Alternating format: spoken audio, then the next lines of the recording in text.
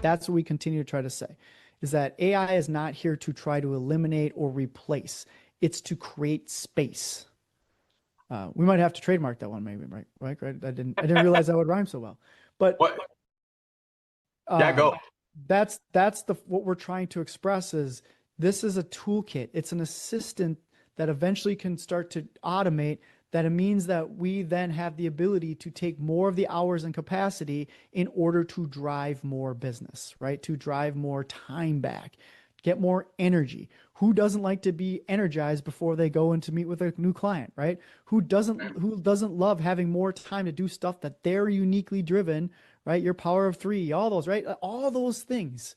This is what the tools are designed to be able to do, right? Yeah. This is where we need to focus on, is on the positive side of using tools to help us and machines to help us get better results in who we are and what we do. That is what we're trying to accomplish. And this puts real numbers behind it, right? Yep. This really 100%. shows that it's, so if you just save 7,500 human team hours per year, let's talk about it, right? Let's say you just save that, right? Okay, you saved it. If you didn't actually use those hours to create capacity to bring on more sales, then what did you really save? What did you really do? You're running the same book with less time. Okay, with less other human capital behind it. But you can only do that so much. There's only so much time you can save, Mike, right? There's only so much efficiency that you can gain by, okay, I'm the same size, but I'm just using less people in order to manage the same size. Is that what's going to create a legacy for you and your agency? Great point. What if you could double in size with those hours? That's exactly what I happen to know. This particular agency, that's exactly what they're going to do, because they already have a 3-segment plan to continue to scale by doing 3 specific different things. But that's why, from a leadership standpoint, they wanted to fully implement, having the machines remove the friction. Right. They designed the capacity segment for the team members with this new free time to build the human trust and relationships to step into those 3 new segments. And I'm not at liberty to really go into great detail about those, but they're already taking action with their newfound time and the improved trust through the relationships. It's a wonderful, incredible thing to witness. Welcome to the Scale Your Insurance Agency podcast, where top-tier executive, leadership, and sales coaching is amplified by AI and automation for maximum ROI.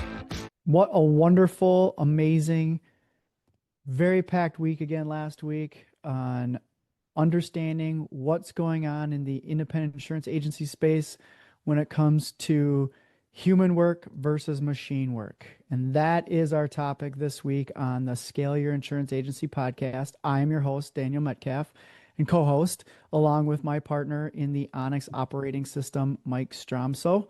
Mike, love the energy from last week. Excited for another week? Super, super excited, Daniel. Lots of great opportunities for everybody out there with the fast advancing updates that are happening inside independent insurance agencies. But those who make the choice to run forward with these advancing opportunities, and Daniel, shall we just say updated mindset, right?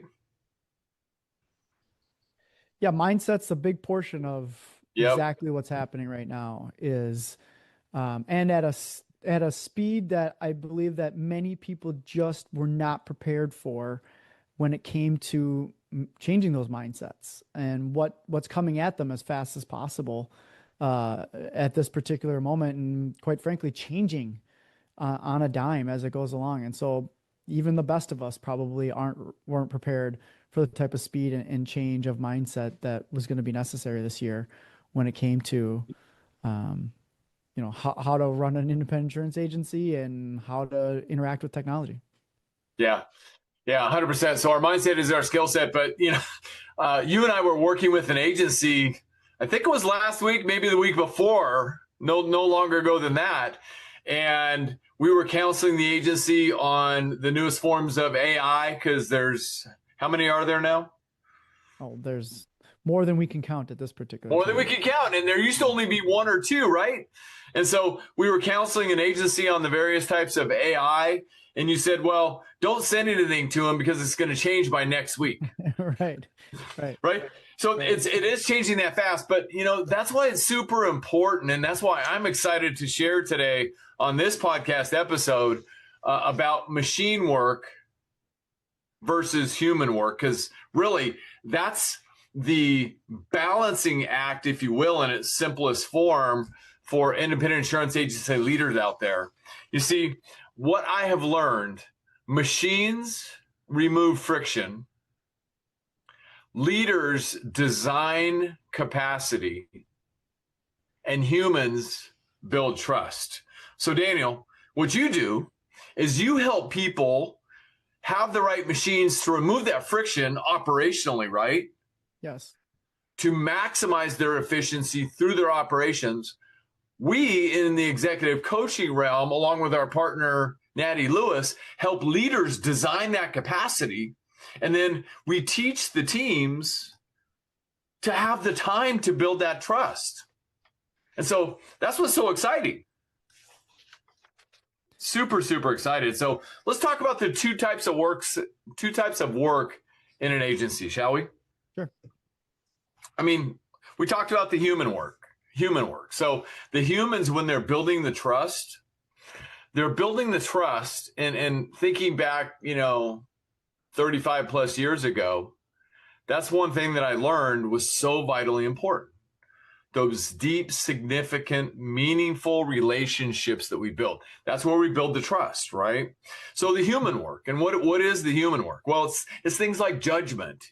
And, when you're speaking with somebody and trying to gauge what kind of protection are they looking for? Do you think they're open to an umbrella? If they are, how much of an umbrella do they need? Or what is their feeling on workers' comp? Do they understand the true cost of workers' comp? To building that trust, to exercising creativity, to knowing how to lead your team in this particular realm, and just really the stewardship of an entire relationship. So that's the human part of it. And there's so much more in an agency business, but we want to free people up by allowing machines to do the work so the humans have the time, because the world isn't becoming simpler in a lot of ways. It's becoming more complex, right, Daniel? So Yes, absolutely. You guys shine so well on the machine work side. Tell us more about that. Well, yeah, in one of the most recent roundtables that I was a part of just last week, one of the questions came up as far as like, should I be working on standing operating procedures, or what are some of these things that we should be doing to prepare for this machine work? And one of the members on the panel said, I think standing operating procedures are dead. And I almost, myself had a heart attack, right? And fell over on stage there. But she's not wrong from the standpoint of we still have to document everything, right? We still have to find those repeatable processes that are rules-based, very predictable, structured tasks that happen within the organization over and over and over again. And let's maybe call them playbooks instead of standing operating procedures then, right? But that way they can be malleable, meaning like, think about it. We might, if we can at least keep it at a broad level to say, when you do this, then you do this, then you do this, with some broadness to it, right? When the email comes in from the customer with this type of service request, then we do, then this is the next step, and then this is the next step after that, but with some generalities, then we can start looking at the best use of machines to do those repetitive tasks. But as the machines get better and better and agentic and generative and all these other things that can replicate some of this repetitive tasks and rules-based tasks without a human having to tell it to do it, now we don't have to restructure all this time we did on these SOPs and redo all the links and put all the different videos in. We can just repoint it to tell that machine what to do.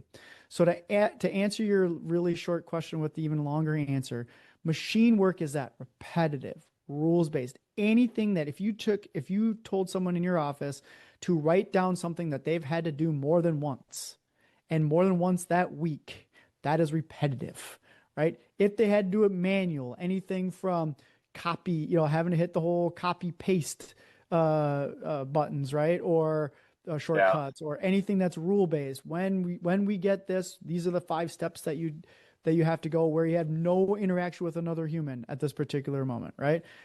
Anything that's predictable of what happens, anything that's really structured, that is where the machines are going to help us. They're going to assist us and eventually take over those types of responsibilities for us. That is the difference between the human work and the machine work.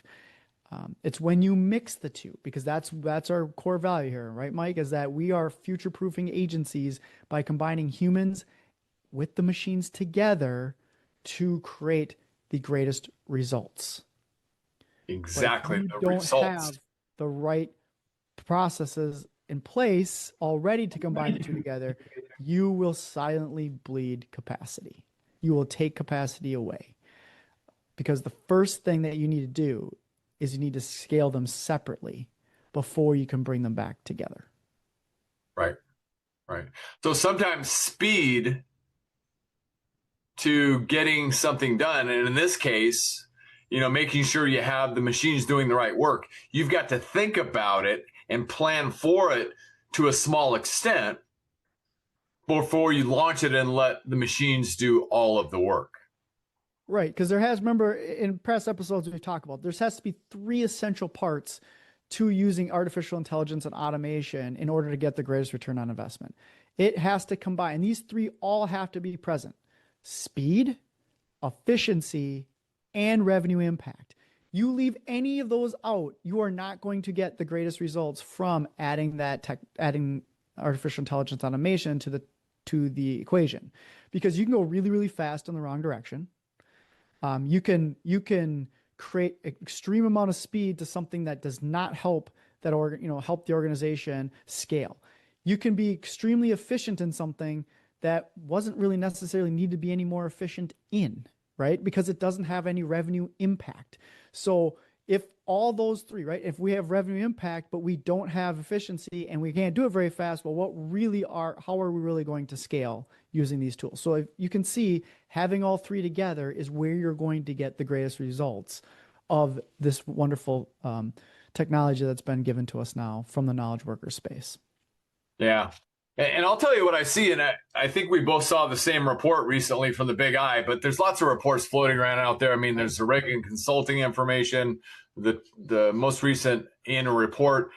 It's all similar in the fact that there's really very few agencies who have taken those repetitive activities truly away from the humans and giving them to the machine work. And ultimately what's happening is like you mentioned, they're silently bleeding capacity. There is humans still doing a lot of work inside independent insurance agencies that machines could and should be doing. Would you agree? Yes. And there's numbers being thrown around out there, having trouble getting it out today. Like, 68% of agencies are thinking about using AI this year. Well, they're just thinking about it. That doesn't mean they're doing it. And then we saw the report recently that, and this is just actual insider information from a lot of independent insurance agencies, that less than 10%, I believe it was 8.7 or something like that, are actually using AI effectively and consistently in their agencies. So bottom line there's a lot of human hours going into doing work that machines could and should be doing it. So they're bleeding capacity. And that's why we're so excited to be able to help agencies. Right. I mean, they're paying what, $30+ an hour on many of their teams that robotic work could already do for them. And that doesn't even include if they've had struggle filling a role, right? So that, someone retired or decided to go in a different industry or whatever it is, replacing that person that much of their work maybe a robot could do, or here's some of the other cost, right? When it comes to data entry, rekeying info, manual renewals, chasing documents down, status updates, is your revenue producing individuals are not spending their time with their clients, right? Or not spending time with more clients doing the human work because they're stuck behind all of the robotic work that is keeping them from making more money, right? That's keeping them from bringing in more clients or renewing more clients or making the client feel like they're extremely special, right? Or you living up to the core values or the culture or the unique value proposition of your agency, right? What makes you special and why your clients want to work with you. So when those licensed professionals spend their day on machine work, the agency's actually losing capacity. It's just difficult to measure until you look at your results, right? You look at your numbers a whole month later. Hopefully you're looking at them monthly basis, right? Whole month later to say, sure. well, how come we're not getting to all our renewals on time? How are we not, how come we were only able to bring in this many clients this month? Or, what happened about the follow-ups that we need to make on this one, on these areas? And they're like, well, I was busy doing data entry. Well, I had an issue with this renewal that I needed this document and this and this. Once you start having those conversations, then it starts to really start to understand where that bleeding capacity comes in from. So I think one of the big first steps, and I'm going to slow down when I say this, because this is really important. One of the big first steps to truly scaling is to separate the machine work from the human work intentionally. Yes. You got to be intentional about it. And so that's where the direction comes in from the combined forces that understand the machine side and the human side. When they come together as one, they can truly help agencies. So that's exciting. So you were talking about paying people $30 an hour for work that is in some ways robotic.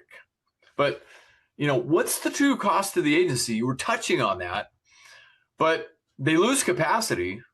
There was a $5 million revenue agency that I was collaborating with recently that actually understood this and did or took action, something about it, and they implemented the machine work agency-wide, coached the team and led the team into the right way of thinking to be able to use it consistently across the agency platform.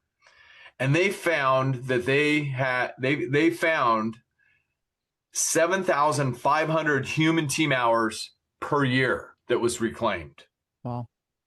Yeah, amazing. Now, keep in mind, this is a 5 million plus revenue agency, so it's a larger agency, okay? But what they also found, the value of those 7,500 human team hours per year, that was worth $225,000 in capacity. 225,000, not just commission. Revenue capacity. Yeah. So that's exciting, eh, Daniel? Yeah, absolutely. I mean, that's the exciting part of where we are. Rather than in the replacement stage, it's in the capacity, right? That's what we continue to try to say, is that AI is not here to try to eliminate or replace. It's to create space. We might have to trademark that one, maybe, right? I didn't realize that would rhyme so well. But what? Yeah, go. That's what we're trying to express is this is a toolkit. It's an assistant that eventually can start to automate. That it means that we then have the ability to take more of the hours and capacity in order to drive more business, right? To drive more time back, get more energy. Who doesn't like to be energized before they go in to meet with a new client, right? Who doesn't love having more time to do stuff that they're uniquely driven, right? Your power of three, all those, right? All those things. This is what the tools are designed to be able to do, right? Yeah. This is where we need to focus on, is on the positive side of using tools to help us and machines to help us get better results in who we are and what we do. That is what we're trying to accomplish. And this puts real numbers behind it, right? Yep. This really 100%. shows that it's, so if you just save 7,500 human team hours per year, let's talk about it, right? Let's say you just save that, right? Okay, you saved it. If you didn't actually use those hours to create capacity to bring on more sales, then what did you really save? What did you really do? You're running the same book with less time. Okay, with Yep. less other human capital behind it. But you can only do that so much. There's only so much time you can save, Mike. Right? There's only Yeah. so much efficiency that you can gain by, okay, I'm the same size, but I'm just using less people in order to manage the same size. Is that what's going to create a legacy for you and your agency? Great point. What if you could double in size with those hours? That's exactly what I happen to know this particular agency. That's exactly what they're going to do because they already have a 3-segment plan to continue to scale by doing 3 specific different things. But that's why, from a leadership standpoint, they wanted to fully implement, having the machines remove the friction. Right. They designed the capacity segment for the team members with this new free time to build the human trust and relationships to step into those 3 new segments. And I'm not at liberty to really go into great detail about those, but they're already taking action with their newfound time and the improved trust through the relationships. It's a wonderful, incredible thing to witness. Yeah, where do you think the greatest capacity is gained? So if we were to look at an agency, right? I just want from your opinion, right? So you're sitting in the ownership seat of the agency, and you're like, hey, if we had the opportunity to reclaim someone's time and create more capacity, where would you start? I would start with 2 places. One, I would definitely want to get very, very clear on our ideal client avatar. We call it the ICA or ICP, ideal client profile. Okay. 3, I'm going to add 3. Yep. 1, I would want to make sure my team is very clear on the ideal client profile. And those are the people that we are going to serve at the highest level. So we're going to use the human free time to continue to build that trust with our ICP clients and prospects. Yep. Okay. And in that same context, that one thing also included is our 3 uniques or points of differentiation. In my mind, the same thing. Yep. We're going to get very, very clear on why we're different, why we're unique. These are the 3 things that you can only get at our agency. So that's 1. ICP along with our 3 uniques, right? Everybody's going to be very, very clear on that. The next part of that is marketing, right? We are going to want to continue to build those deep, significant, meaningful relationships with a larger pool of people in the marketplace that we want to attract and convert, right? Mm-hmm. So the whole market, that's number 2, the whole marketing piece of it is, the list. It starts with the list. It starts with why you, what do you have to offer the marketplace, and all of that combined, right? So you've got these people who are very clear on the people they want to connect with. And the other thing, back to the ICP or the ICA, ideal client avatar, ideal client profile, along with the 3 uniques and points of differentiation, you've got to also be disciplined to disqualify people that may not be in that profile, the ideal client profile, right? So sometimes you got to say, no, we're not the right fit, but here's somebody who can help you, and then push them back in that direction. And so the marketing and the list and how that list wants to be communicated with. It's online and offline type communications. And I'm continuing to up my game as far as studying the best way to do that. It's not just email. It's not just a text. It's a phone call and a video and sometimes snail mail, wow packages and all of that.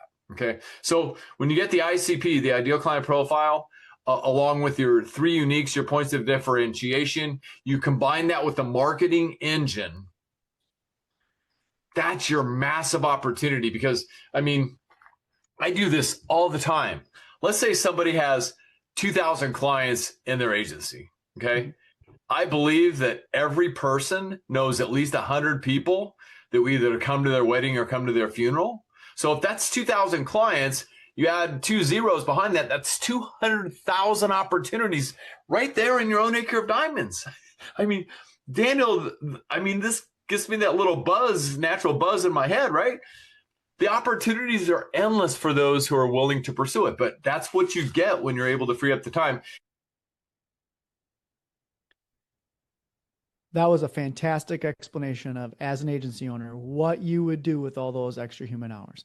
And that's really what we want to leave you with at the end of this episode is, if you were able to double your capacity, what would you do with the time? Would you just try to make your agency just a little bit easier every single day? Or would you really try to take that information and scale it to the next level? And you're at the Scaling of Agency podcast. So we want you to think of it from a standpoint of how can you scale, right? Because these tools today, these machines that we're talking about, is going to be able to not only double, but in some instances, triple, quadruple your capacity to drive more revenue for your organization. If you'd like to learn more about how others are seeing machines combined with executive leadership in order to severely scale their agency, feel free to join us for one of our master classes that we'll put in the show notes that we do once a month to help teach you more about what we're doing in automation, AI, and executive leadership in order to help scale agencies. If you'd rather have a one-on-one private session specifically on your agency situation and to discuss with Mike and myself exactly how we would approach using AI and automation to help you and executive leadership in order to help you scale your agency to your wildest dreams, there'll also be a link as well to have your own one-on-one private scaling session.